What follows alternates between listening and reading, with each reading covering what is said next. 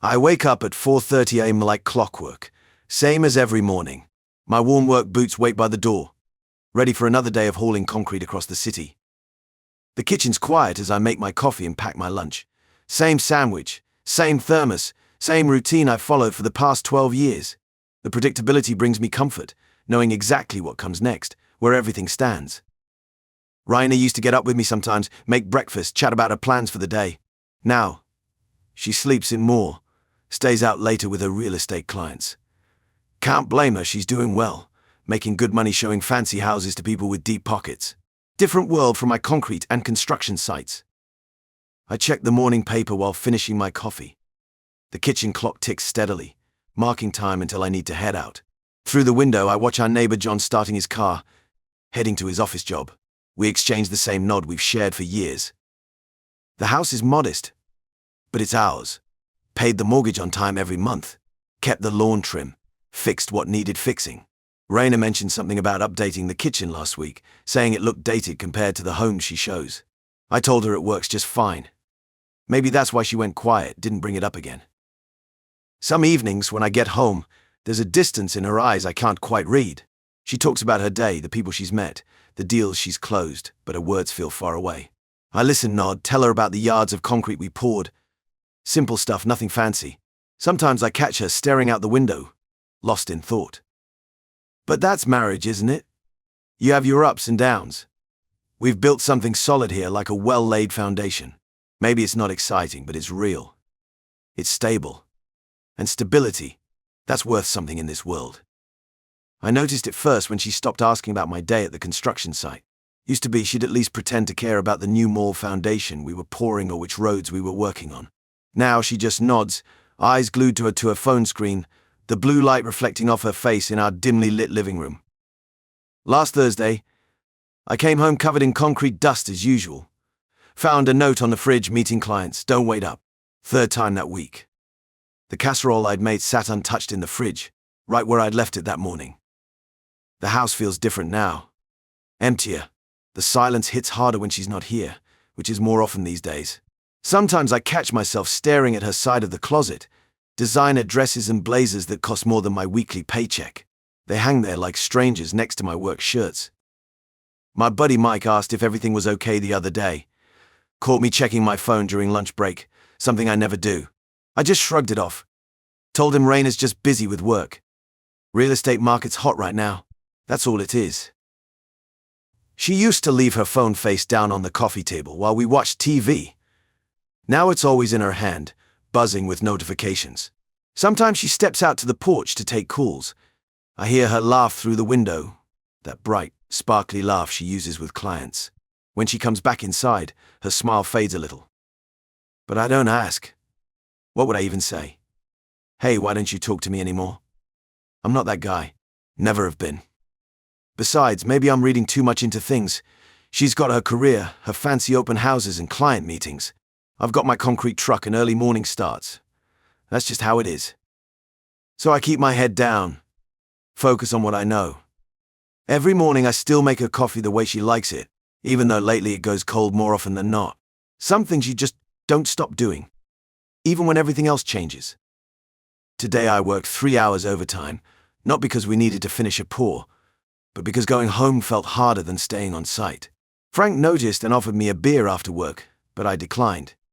The house would be empty anyway. Raina texted earlier about some client dinner running late. I pulled into our driveway around 8 p.m. Her car wasn't there again. Inside, I heated up leftover lasagna and ate at the kitchen counter, standing. The dining room table felt too big for just me. The house had changed. Not in any way you could point to, same furniture, same photos on the walls, but it felt different, hollow. The silence amplified every small sound, the hum of the fridge, the tick of that clock Raina insisted on keeping, even though it runs 5 minutes fast. I noticed little things. Her coffee mug collection gathered dust. The grocery list on the fridge only had my handwriting now. The fresh flowers she used to buy weekly were replaced by a fake arrangement that never needed water. My phone buzzed. Another text from Raina, working late again. Don't wait up. I didn't reply. What was there to say? The message felt rehearsed, like she'd copied and pasted it from previous nights. Part of me wanted to drive by her office just to check, but I couldn't bring myself to do it. Maybe I was afraid of what I'd find. Or maybe I was more afraid of becoming the kind of man who checks up on his wife. Instead, I went to the garage and started organizing my tools. The repetitive motion of sorting nuts and bolts helped quiet the thoughts I didn't want to face. A few hours later, my toolbox was immaculate, but the knot in my stomach hadn't loosened. When I finally went to bed, her side remained untouched, perfectly made from the morning. I laid there, staring at the ceiling, trying to remember the last time we had a real conversation. Not just scheduling and logistics, but actually talked. Nothing came to mind. One night, I caught Raina acting I don't know. Weird. I was sitting on the couch, flipping through channels and barely watching anything, when she stood up to go to the bathroom. Usually her phone would stay on the coffee table or wherever she'd last left it. But this time she grabbed it, like she couldn't stand to leave it alone. I didn't think much at first, everyone's attached to their phones these days, but then I noticed the way she lingered, like she was waiting to see if I'd look. She tucked it under her arm and shuffled quickly down the hall. I should have laughed it off. Hell, I did, but it came out wrong, more bitter than amused. She didn't hear it. I was alone with the awful silence again, and something twisted in my gut. I think, somewhere deep, I already knew what I was trying to ignore. It didn't help that when she came back, she slid that damn phone under her pillow as if I wasn't supposed to notice, like I wouldn't see it. But I did. Still, I didn't say a word. Just kept my eyes down, pretending to be absorbed in some infomercial, but all I could concentrate on was how it was starting to feel off. Too off. That night we didn't talk much. Same as most nights recently. Not that we were ever big on deep conversations. But this disconnect, it was a new kind of silence. The kind that felt deliberate, like she was tuning me out. The walls in our house weren't made of concrete, but they sure as hell felt like it now. Thick. Solid. Impenetrable. I lay in bed, staring up at the ceiling while her phone sat under her pillow, maybe just an inch away from my fingertips. She stayed on her side, the space between us felt like a canyon I wasn't sure how to cross anymore. And with every passing minute, every shift of the mattress, unease gnawed at my thoughts. I could have easily asked her what she was hiding, what all the secrecy was about, but I didn't. I didn't because it wasn't the first time her phone had been more important than me. I didn't because honestly I wasn't ready for the answer. So I convinced myself it had to be work. He had to be. No matter what that knot in my stomach told me. So the next morning I did what I always do. Got up early. Made coffee. Went to work. The same routine I'd upheld through everything. It was easier not to think when my hands were busy. Shoveling concrete, mixing batches, smoothing surfaces felt right, like I had control over something. I could pour myself into it, mindlessly focused on the task. The phone, the distance, all of it, I shoved it to the back of my mind. Maybe it wasn't the smartest choice, but it felt like the safest. If I kept ignoring it, surely things would go back to normal, right? I told myself it was just a phase. Married people go through stuff. Raina would come around.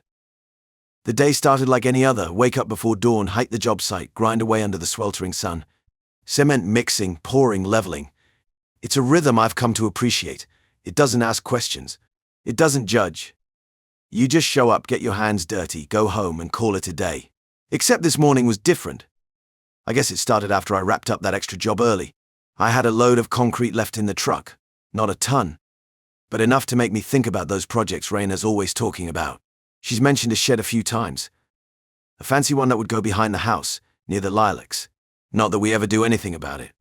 Those talks just kind of fade away into everything else we don't say. It felt natural. A bit of leftover concrete. A couple of hours free. Didn't take too long to decide. I figured I'd surprise her with a small start, something to show her I'm still involved. In our house, in our life. If she cared, thought it might bring us back to the simpler things. Maybe give us both something to look forward to. Hell, for a second, I felt a bit excited, imagining her smiling. Except when I pictured her smiling lately, it didn't feel right. Like I hadn't seen that smile in a while. So I finish up and load back into the cab, heading home. The truck rumbles down the familiar streets, past the same old houses and the same old noise. Only as I swing into our neighborhood, I notice something off. There's this sleek, black Cadillac parked in my driveway. I had to blink twice, thinking I'd made a wrong turn. But no, that's our house. My stomach drops. In a neighborhood like ours, that car sticks out like a sore thumb. I rolled to a stop a few feet behind it, just sitting there staring at the thing. It gleamed so polished you could probably see your damn reflection in it. And this sure as hell wasn't some client of Rainer's. Real estate's flashy and all, but not in our driveway. All I can think is, who the hell's car is this? My legs feel sluggish as I climb down from the truck. I leave the engine running, something nagging, telling me to keep it ready, just in case something happens. I don't know what, but my gut's been wrong maybe once in my life, and even then it wasn't completely wrong, just early. This didn't sit right. I walk toward the house, each step feeling heavier than the last, like my boots are dragging through wet cement. The house is quiet, too quiet. Normally you can hear the faint hum of the TV or smell something cooking. Nothing today. The silence is thick. It makes the air feel heavier, and I can hear the blood pumping in my ears. I don't know if I've been holding my breath, but my chest feels tight. I reach the front door and hesitate, one hand hovering over the handle. My eyes flicker back to the Cadillac. I run a thumb along the handle's edge, stiffness creeping into my fingers. Something twists inside me. Somewhere deep. Something that's been sitting, waiting, and now it wants to claw its way up. The door pushes open with a soft creak, and I step inside. I don't call out. I don't need to, I already know. The house speaks in its own way, even in its silence. My hand brushes the wall as I pass. The hallway feels colder than usual. Shadows cling to the corners. My eyes scan around, but then I hear it. Faint at first, a sound from upstairs. It's muffled, but familiar in a way that makes bile rise in my throat. Laughter. Rainer's laughter. But not the kind I've heard in a while. This one's light. Carefree. Like she's 20 again, carefree and intimate. I freeze where I stand, every sense on edge, picking up everything but not wanting to hear any of it. More laughter, then a gasp. My feet plant on the bottom step. I stare at my worn-out boots on the wood. A part of me wants to charge up those stairs, to tear open the door and demand to know what the hell's going on. Another part, though, that part doesn't want any confirmation. 'Cause I already know. I don't need to see it, not really. My fingers grip the handrail, knuckles white. The faint hum from upstairs, her voice. It plunges into me. Uninvited. My mind wandered to the truck parked out front. Just sitting there waiting. The concrete still in the tank, ready to pour. It hit me then. Why not? Why not take what I know, what I'm good at, and make my point without a single goddamn word? They'd done enough talking. Enough sneaking around. Enough laughing while I was just trying to make a living, trying to keep things from crumbling. I stepped away from the stairs, not rushing, not even thinking about what Rainer and this guy, whoever the hell he was, might be doing in the room above me. None of that mattered anymore. I was finished with the guessing game. Done wondering where she was late at night, or why she barely looked me in the eye lately. The life we'd built seemed that wasn't enough for her anymore. So I went outside hands steady, not shaking one bit. The wet morning air hit me, the sky dull and overcast, almost like it was mocking the situation. Kind of fitting in a way. I could smell the fresh cut grass from the neighbor's lawn as my boots hit the gravel driveway. My concrete truck sat there like a loyal dog waiting for orders. Slate gray, just how I liked it. I climbed up into the cab, the familiar feeling of the worn leather under me. Kicked the thing into reverse. The Cadillac sat there all shiny, looking out of place here. I'd seen it in the driveway before, but ignored it. Not this time. Not today. Slowly, I backed up, lining the chute up with the car's trunk. The reverse was slow, controlled. I didn't rush a damn thing. In and out breath, methodical, like I'd done 1,000 times on the job. But this wasn't a job. This was personal. I got out and walked to the back. Looked over my work. No mistakes. The chute pointed toward the windshield now, walking the fine line between precise destruction and something close to art. I bent over, fingers brushing the lever. Just one flick. That's all it took. The concrete flowed steadily, thick and unforgiving. It slid into that Cadillac like grey death, heavy and slow, covering the plush leather, creeping across the elegant dashboard. The gaps between the seats disappeared beneath it, that expensive upholstery swallowing it up like quicksand. But this wasn't disappearing, it was turning into something permanent. Hell, by morning it'd all be solid, rock hard, just like my decision. I watched, letting the weight of the concrete match the weight in my chest. There's something satisfying about watching it fill every corner, every crevice, leaving no room for anything else. The Cadillac became a tomb for itself. A place once meant for luxury now becoming just another block in the world. A monument, in a way. Only not the kind you brag about. And then, right on cue, I heard the door bang open behind me. Raina's hurried footsteps slamming down the porch steps. She wasn't alone either. The guy Zane, I think I heard her talk about him before, tagging along behind her, looking like a deer in headlights. Raina's eyes were wide with panic, her mouth opening and closing like a fish gasping for air. But no words came. Just shock. Her precious Cadillac, sinking under the weight of what they'd done. She looked at me, eyes pleading, searching for some sort of explanation or maybe a chance to clear the air, but I didn't give her anything. No anger. No sorrow. Just a cold look that told her everything. We were done here. She finally managed to find her voice, stammering something, her hands reaching out, but I wasn't listening. I could see Zane somewhere behind her, looking at his dripping car, a mix of horror and disbelief cutting through his pretty boy face. I didn't care. None of them mattered now. Without a word, I shut the lever off, cutting the flow. I let the truck engine idle for a moment. Then, satisfied with my work, I climbed down and walked past them both. Raina's voice trailed after me, high-pitched, desperate, but she wasn't begging for forgiveness. She was begging for time. Time to explain. Time to justify whatever the hell she'd been doing. But I wasn't giving her anything. Not a single breath of it. I walked straight past them and into the house. The air inside felt thicker now, heavier. I went to our bedroom. The bed was unmade, sheets tossed to one side. Hers, not mine. I hadn't slept well on my side in weeks. Maybe longer. I reached under the bed, pulled out a small duffel bag I'd used back when I still did side jobs. Zipped it open, tossing in underwear, a couple of shirts, some socks. Straightforward. Mechanical. Nothing else. Raina was in the doorway now, her face flushed red, barely holding it together. I could feel her eyes on me, her words coming in bursts, but they were white noise. I didn't care about stories.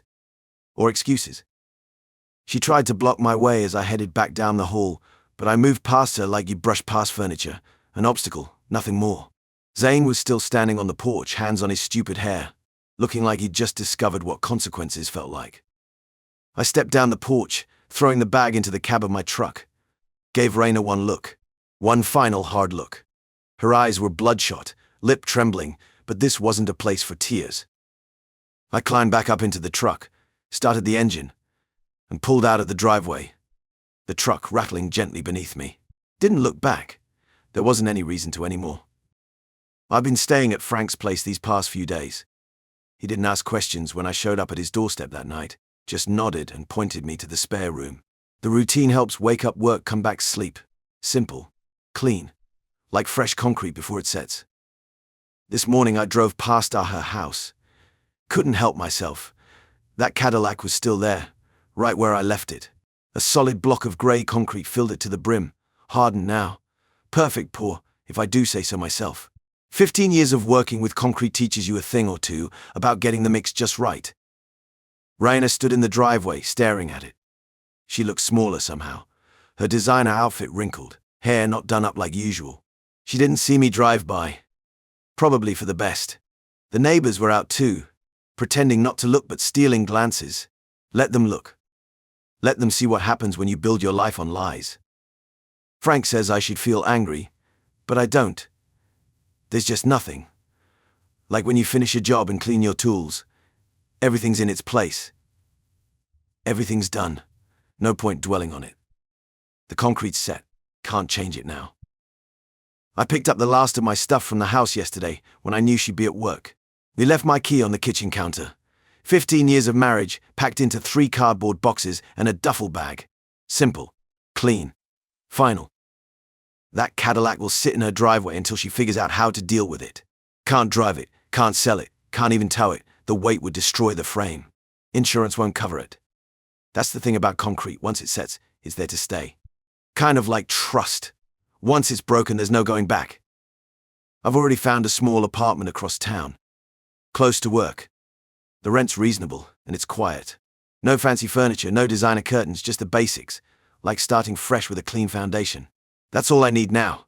Hey everyone, if you enjoyed the story, remember to like, subscribe, and comment on the video for more stories like this. Don't forget to turn on notifications so you never miss an update. If you have any similar stories to share, leave them in the comments and we'll make sure to bring them to life. Thanks for watching.